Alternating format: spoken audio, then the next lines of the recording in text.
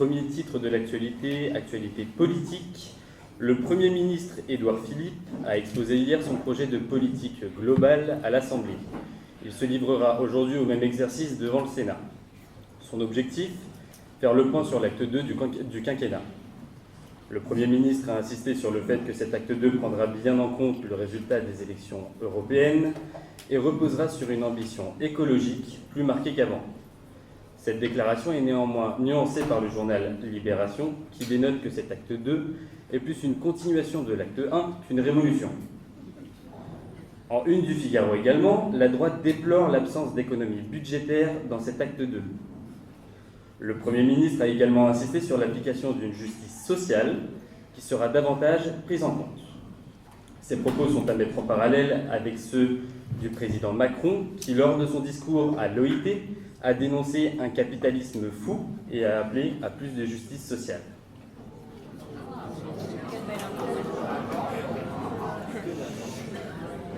L'un des points centraux de cet acte 2, annoncé par le Premier ministre, est la réforme du droit de filiation.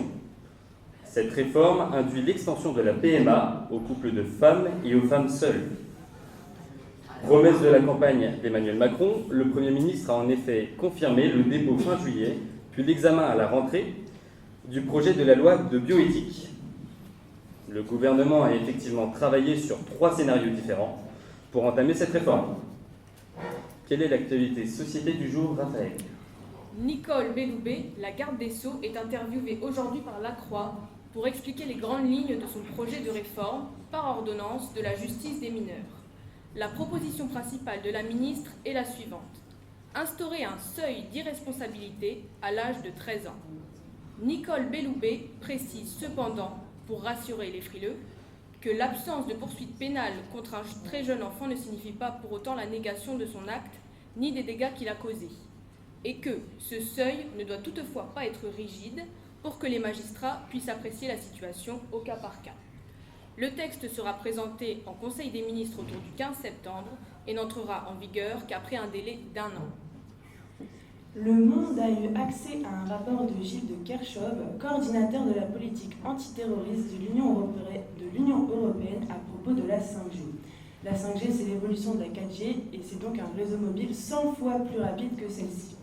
Le rapport démontre que les risques d'espionnage brandis par les États-Unis ne sont pas les seuls dangers du futur réseau sans fil. La 5G pourrait rendre très compliquées les écoutes, identification et localisation pratiquées par les services de police et de renseignement. Avec cette technologie, le débat sur l'équilibre entre protection des données et exigence de sécurité est plus aigu que jamais. Mais dis-moi, Raphaël, que se passe-t-il au niveau de l'écologie ? Le Monde publie aujourd'hui un article qui va en faire réagir plus d'un. En effet, l'industriel américain PepsiCo a décidé de modifier les emballages carton de ses briques de jus de fruits Tropicana. Bruno Thévenin, directeur général de la marque en France, affirme que c'est à la demande des clients que le plastique remplace le carton. Les consommateurs veulent de la transparence. Ils souhaitent voir le produit, déclare celui-ci. En réalité, ce changement d'image de produit Tropicana serait utilisé pour concurrencer le leader mondial Coca-Cola.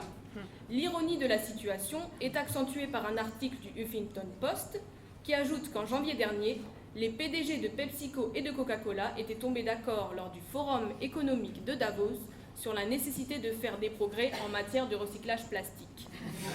Dans cette guerre commerciale, on en oublierait presque l'urgence climatique. Marine, est-ce que tu peux nous parler de l'international ? Tout à fait.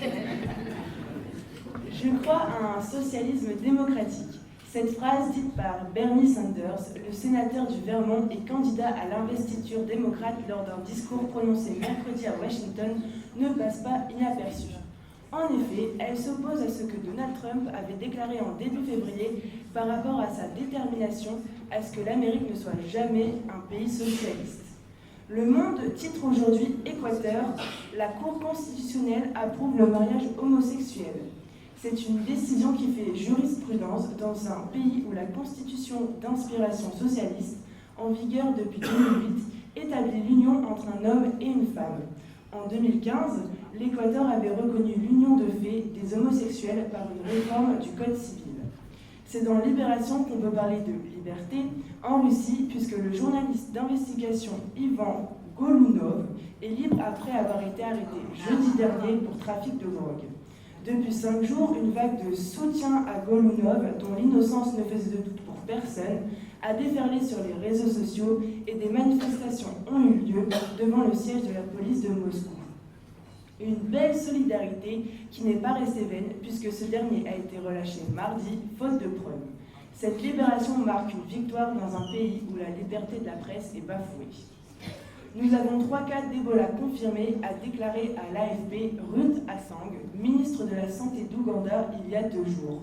L'Ouganda est un pays en état d'alerte depuis le début de l'épidémie, il y a 10 mois, dans l'est de la République démocratique du Congo. Hier, le ministère ougandais de la Santé a confirmé qu'un petit garçon de 5 ans était décédé du virus et que sa grand-mère et son petit frère de 3 ans étaient placés en quarantaine car ils étaient contaminés. Ce matin, nous apprenons que la grand-mère du garçon de 5 ans est décédée des suites de l'épidémie. L'Organisation mondiale de la santé a annoncé hier la tenue d'une réunion de son comité d'urgence. Cette réunion permettrait de déterminer si l'épidémie constitue une urgence de santé publique de portée internationale. Quelle est l'actualité sportive? Dis-moi, Guillaume. L'actualité sportive. Alors, en une de l'équipe aujourd'hui, au mental. Après une victoire contre la Corée du Sud, 4-1 vendredi dernier. 4-0. L'équipe de France féminine de football s'est imposée contre la Norvège hier soir 2-1.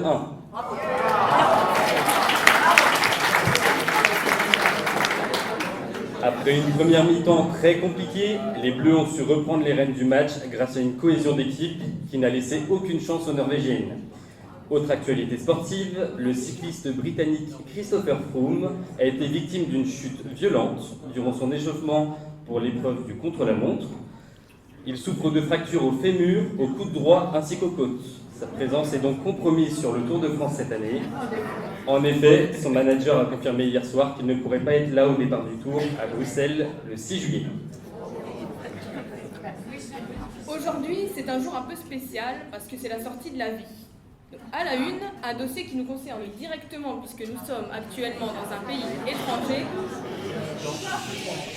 S'il vous plaît, faut-il limiter le tourisme? À lire aussi dans ce nouveau numéro, le retour sur l'élan de solidarité entraîné par le succès du documentaire Lourdes. On passe maintenant à la météo avec Marine. Et oui, parce qu'aujourd'hui, comme vous avez sûrement dû le remarquer, la température est d'environ 20 degrés, le ciel est nuagé, il y a un petit peu de vent, donc je vous conseille de sortir toujours avec vous une petite veste. Et si vous connaissez un Antoine, n'hésitez pas à lui souhaiter une bonne fête, car oui, aujourd'hui c'est la fête des Antoines, grâce à Saint Antoine de Padoue. Voilà.